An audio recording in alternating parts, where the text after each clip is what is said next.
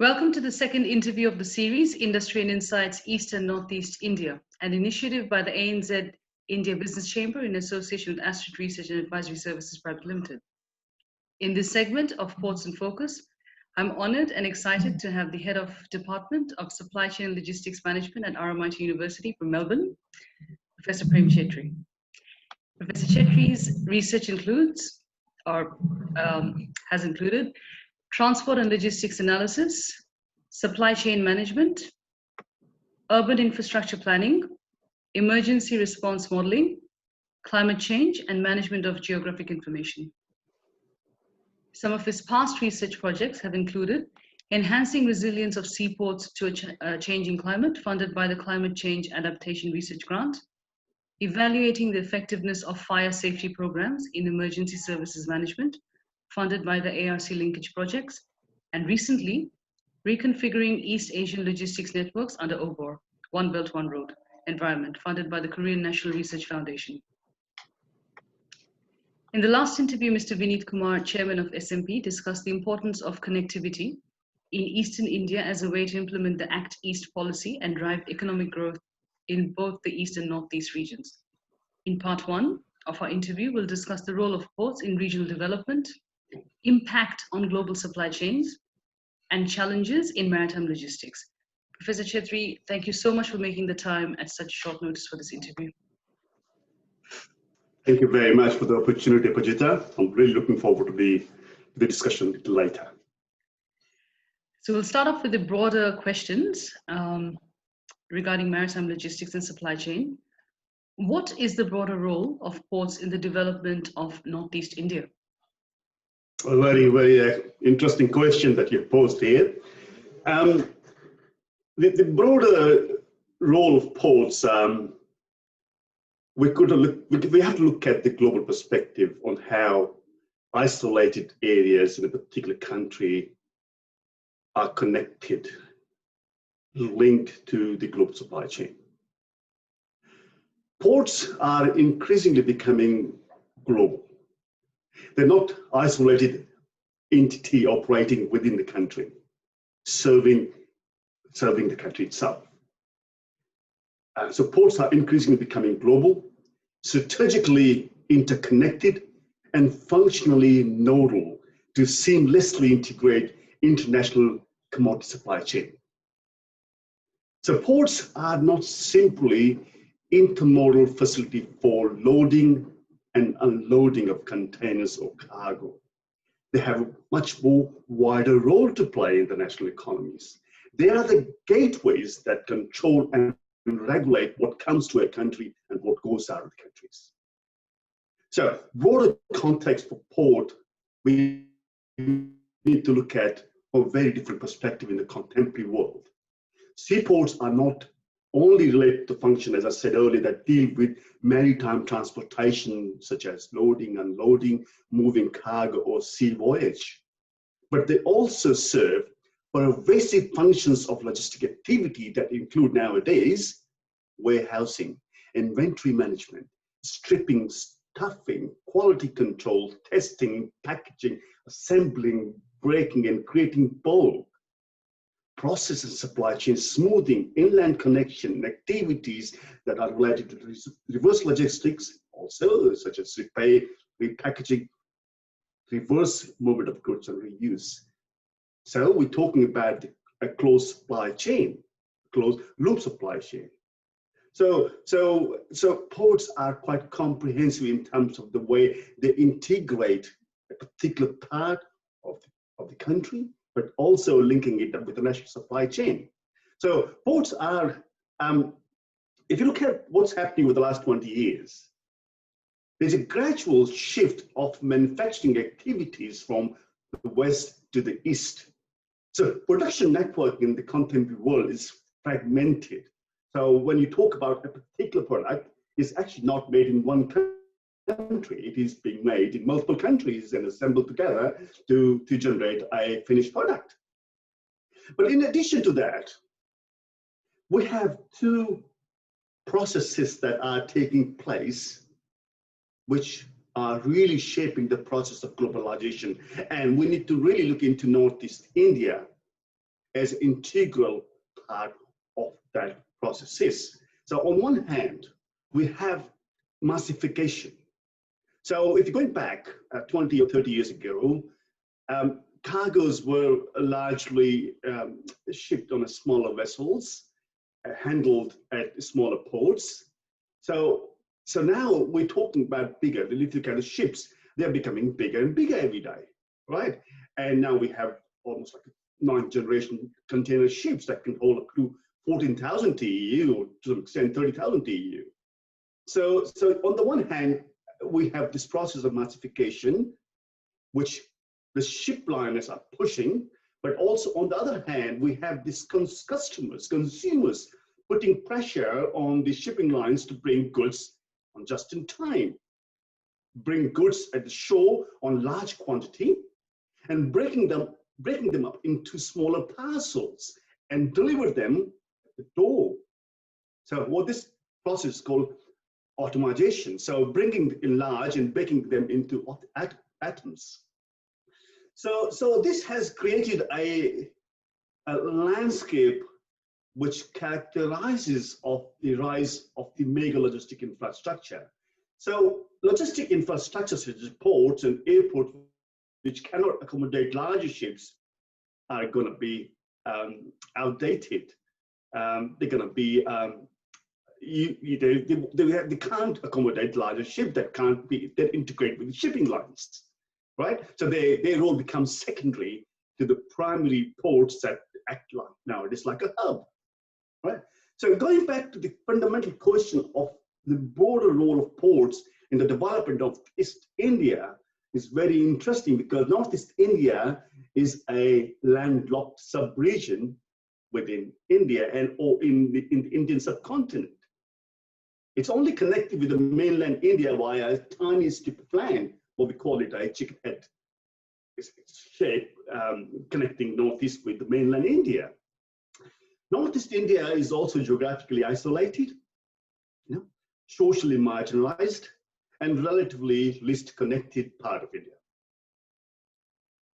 But nonetheless, Northeast India is a key strategic area, just not from an economic perspective, but also from a geopolitical perspective.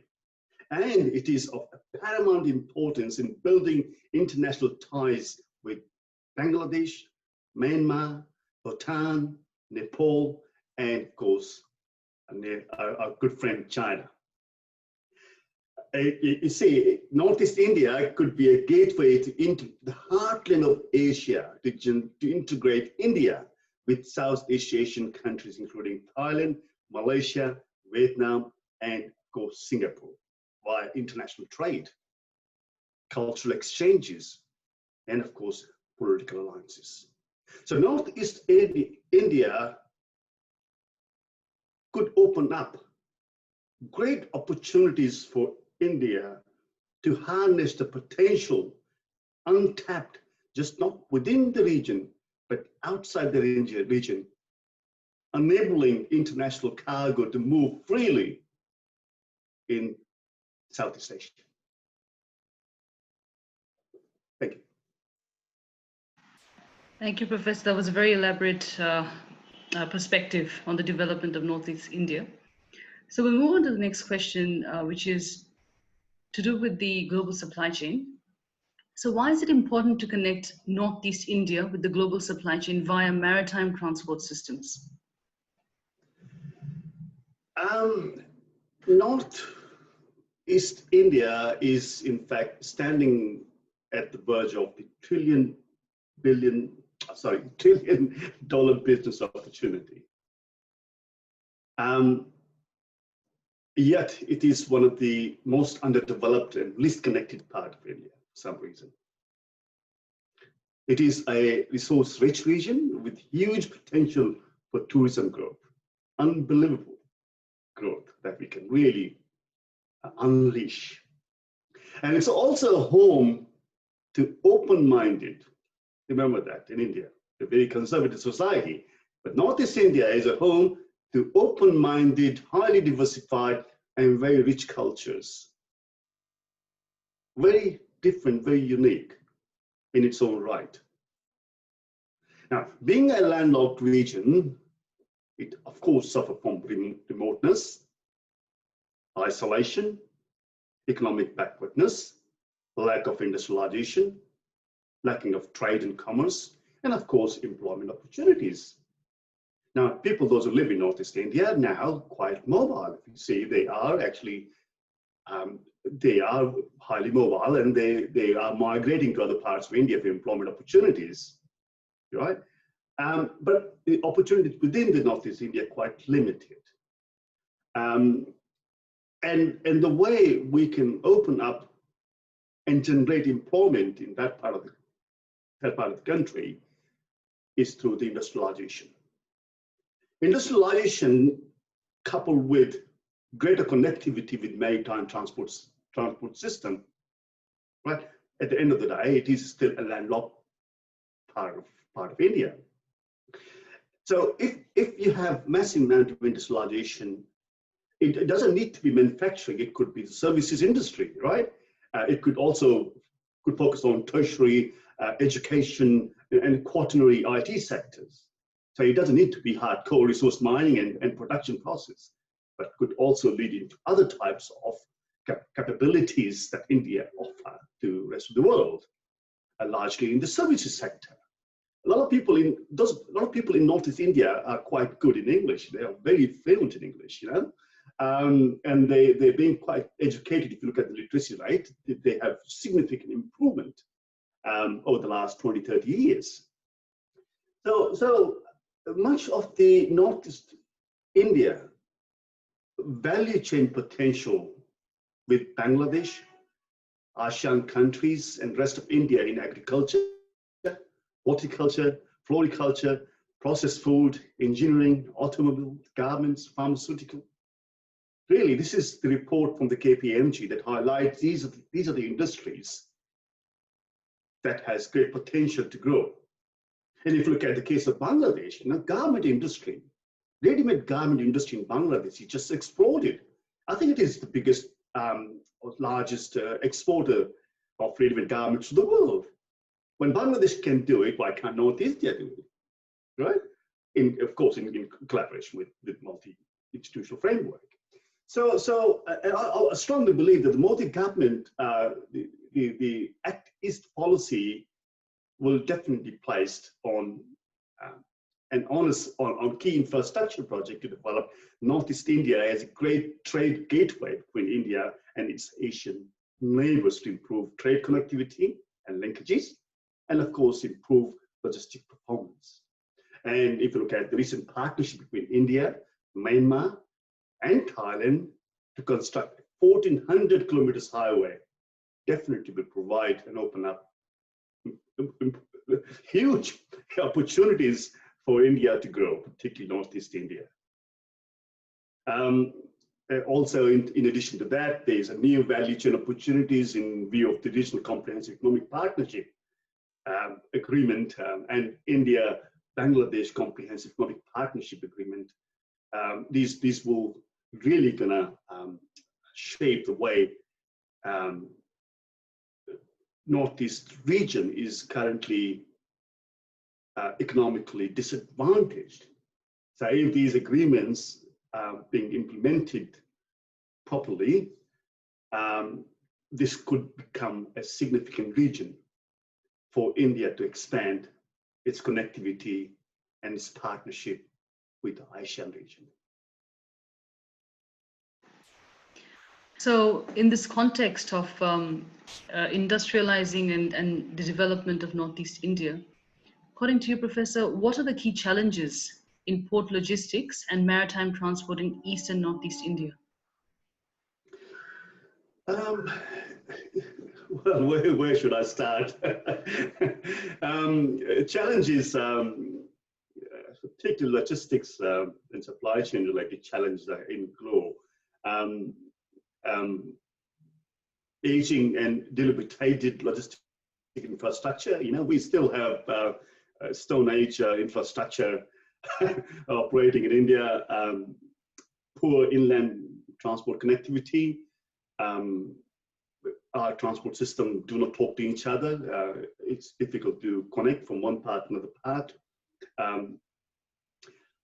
weak hinterland economy. You can have a robust port, highly modernized, automated port, but it has to serve a hinterland. And if you have a very weak hinterland economy, the prosperity, the growth of the port then get inhibited. So just not the lack of stronger hinterland economy that matters, but also if you see the way Northeast India and East India is set out, is largely a resource-driven system. So we do extract all resources from various parts of East India, including resource-rich regions of Bihar and Bengal. We are extracting and selling it. We haven't actually created a large-scale production-oriented systems to sustain the economy and the hinterland, so that ports that are attached to those hinterlands could grow bigger. So we do have a lot of challenges in relation to port logistics and maritime transport in East and Northeast India. Internationally, lack of connectivity with global shipping lines and logistics hub. We're not very good. Our connectivity to the shipping lines is quite poor. If you look at some of the indices that measure India's connectivity with major shipping lines around the world. All of these things then have cascading effect on other aspects of the supply chain, including higher transportation cost, operational inefficiency, and longer lead time. Port bottlenecks, as we all know, causing a lot of problems, great delays for shippers to bring in goods at the port. And more significantly is the anachronistic regulatory regime and the business model that we have operating in India that need significant attention and significant reforms down the track. And I think Modi government has initiated a number of reforms that are changing and modernizing, privatizing, deregulating some of those things there. And even privatization is taking place on some ports.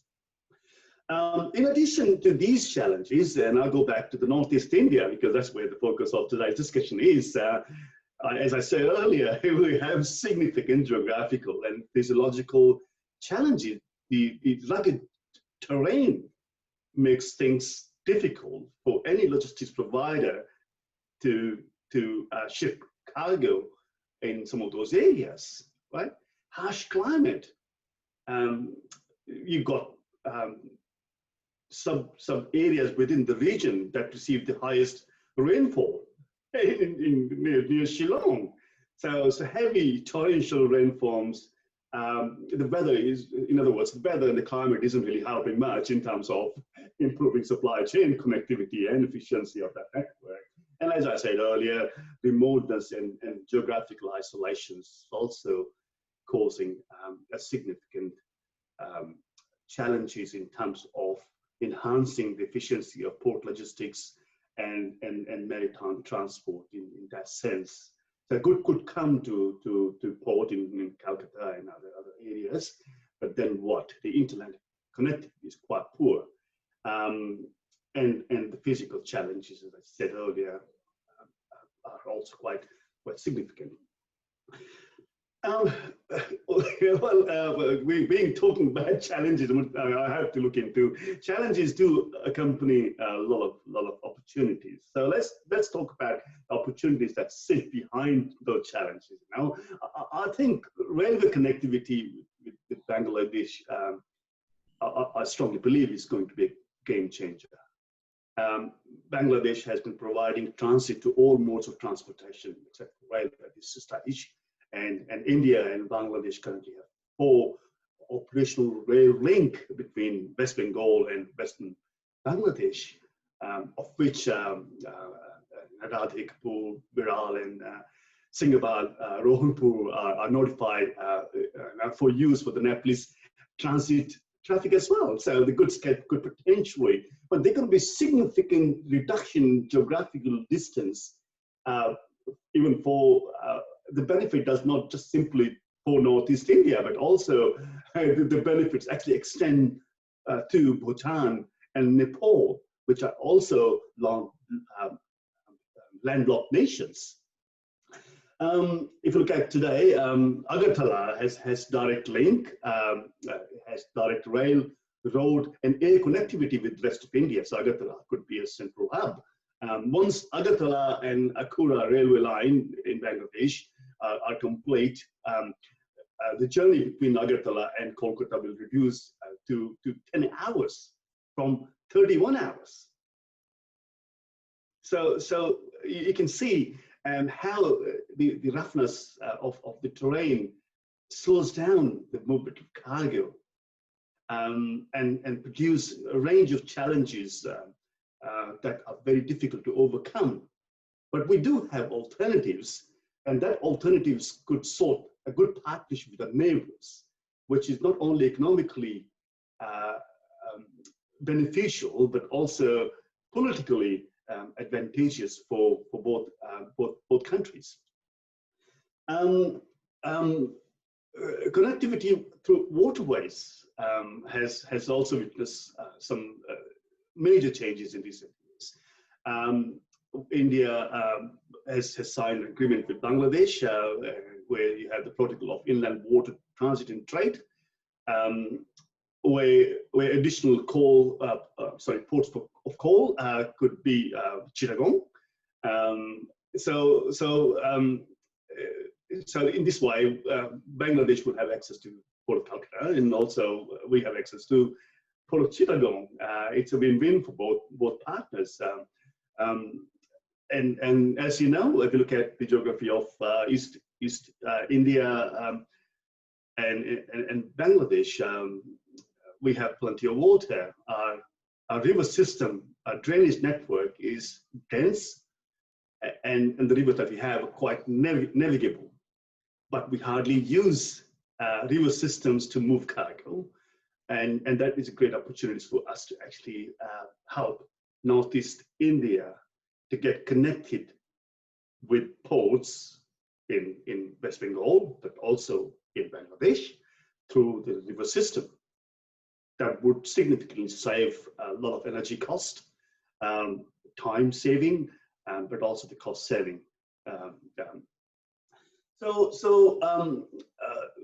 Going back to the questions about challenges and opportunities, I strongly believe that Northeast India is a region which should be a great focus for the Indian government. Northeast India, because it is ethnically quite diverse and its culture is quite different to the mainstream culture of India, Indian government has great responsibility for culturally, economically integrating that part through connecting it via trade and commerce with maritime transport system, ports, and with international trade. That part of India needs to be developed, partly because of the conflict that we have at the border. Transport system needs to improve, and it has to improve drastically, and it has to improve now. Otherwise, we would have a significant problem for military logistics. Border need to be protected, and Northeast India has a significant role in terms of the geopolitical settlement that we're looking for with our neighbors. including conflict with Myanmar, Bangladesh, and of course China. It needs to be a sort of a role model for us to be able to help previously isolated tribal underdeveloped area to bring in to the forefront of economic growth, industrialization, and to the path of prosperity. The Modi government, of course, has undertaken a range of initiatives, and I had outlined that earlier. I'm really looking forward to the changes that would take place in that part of the world. West Bengal, East India has a significant role to play in that direct relationship with Northeast India. Port connectivity is significant for landlocked regions. Their prosperity is thwarted because of have no access to the sea if they want to be a key player in maritime transportation and international trade. So the port of Calcutta, Haldia, they would play a significant role. But they do have their own challenges at the moment. Nonetheless, I'm very hopeful that the future for Northeast India and East India is bright, and that brightness will take up the opportunities to highlight that region globally to show that Indian prosperity is not limited to the metropolitan cities, but it has percolated to isolated regions and depressed parts of India to bring them into the mainstream economic development process. Finishing part one, Professor, on a very, very positive note. So thank you for your insights in part one. We'll be back with part two in a while. Thank you very much. Thank you for the opportunity. Bye for now.